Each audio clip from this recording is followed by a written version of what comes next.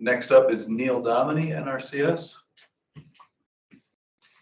My list is correct. You mean to click up there? You can, yep. I've got your slides. Perfect. Thanks. If you want to use them. Yep. Maybe.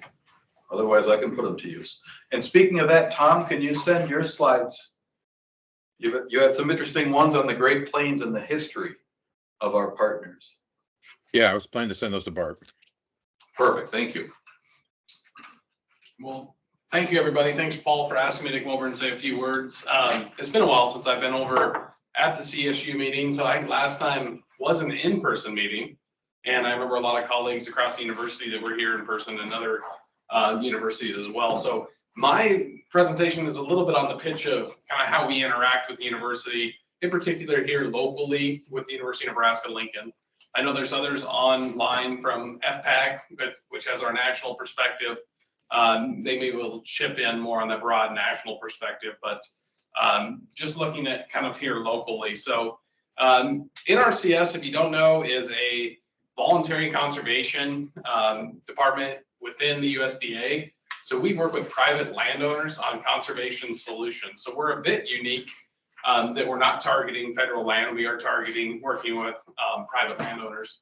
So the neat thing about our opportunities, we apply what we hopefully learn on private land. So it's a unique system to help scale projects.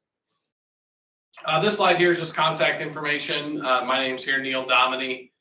Janie Taney helps us with some of the outreach coordination. And then Matt Connell, who's also in the room with us, is new to us, but he's a management analyst on our team, helps us working with the Grants and Agreement Division and setting up different agreements. This was just some of my thoughts on why folks like to partner with NRCS.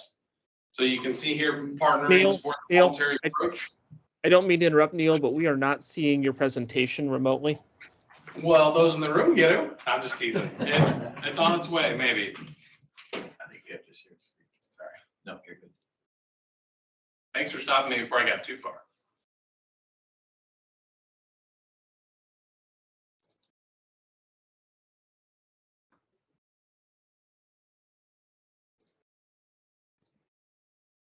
Better?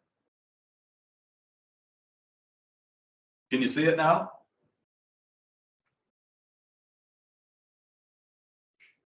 Barbara, are you online? I'm not. Okay. Anybody? That letter office. I'm seeing a, yeah, I'm seeing the meeting video. But Not the presentation. You might be sharing the wrong screen, maybe? Is there another screen? let's try again.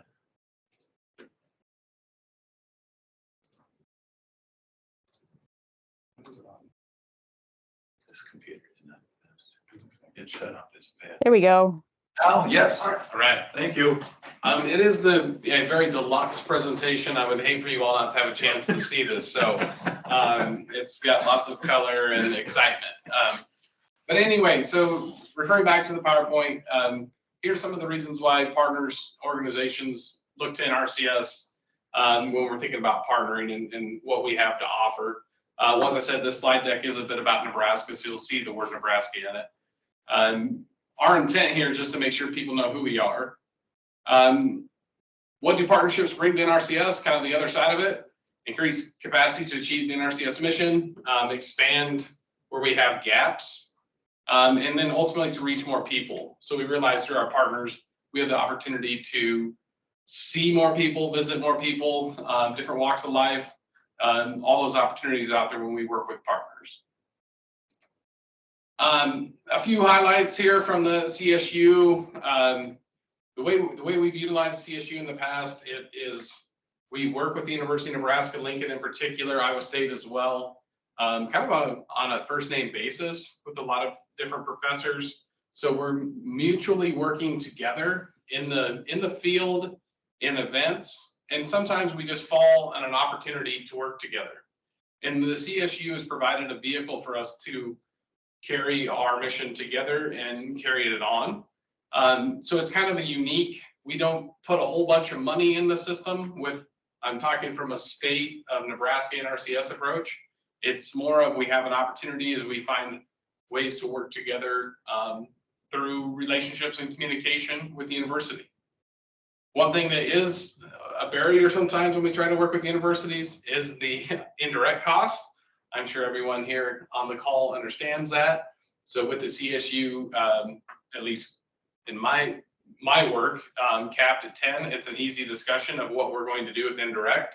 And that helps us move forward a lot with cooperative agreements. I did throw in here just a quick kind of screenshot of some of the examples of projects that we're currently working under the CSU. The top one is one that I'm very familiar with. It's our National Commodity Crop Productivity Index. Former state soil scientist here in Nebraska, and we're utilizing NCCPI to give value to our soil types. And what we needed was better data correlation to what that value meant. So we set up a research project with Dr. Andrew Little and Andrea Beisch, Andrew here in the School of Natural Resources, and they were able to bring on a grad student to start doing some of the comparison analysis on that project. It's not quite completed, but I'm excited to see where it goes, and I really think it's going to fundamentally help us here in Nebraska with that evaluation tool. We have another one here, the impact of land use on deep soil carbon. That one is just about complete. Color and organic soil carbon, that was with Dr. Judy Turk here in the school as well. Just trying to get a better idea of what colors are in carbon and communication. So kind of a unique one where we had a lot of help from grad students as well as undergrads in that project. And the last one there is cover crops for conservation measures. So we're always out there trying to figure out how to do a better job of that outreach, communication, trials. So this was a work with Dr. Andrea Beisch in agronomy to come up with some different solutions and ideas to better deliver on soil health and cover crop concepts.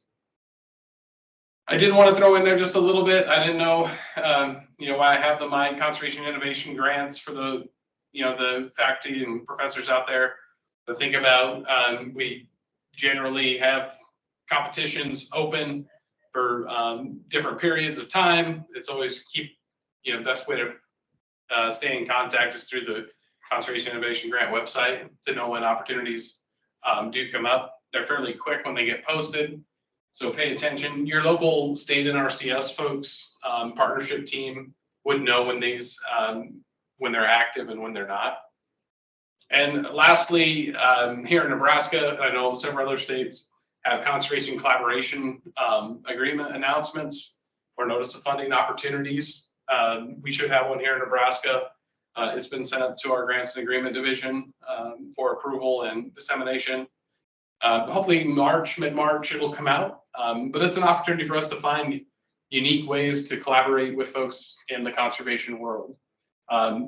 Cooperative agreements we're substantially involved, which is a little bit different than a typical grant process. So we do want to be substantially involved in the process within an agreement. It really allows us to have a better understanding of what's going on with the agreement, the challenges and opportunities with it to do great things. That's all I had, Paul, for a slide set. I'm happy to answer any questions. I will put in one plug. Paul doesn't know this, but I recently did get a new position at USDA, moving over to the National Soil Survey Center as a director, but coordination and the cooperative nature of soil survey and the universities that are actually on this call, I'll be looking forward to work with any of you in the future. So just throw that out there. Congrats on that. That's new. So you're always full of surprises. I got it all. Yeah. Any questions? Questions for Neil? Thanks, Paul. Yeah.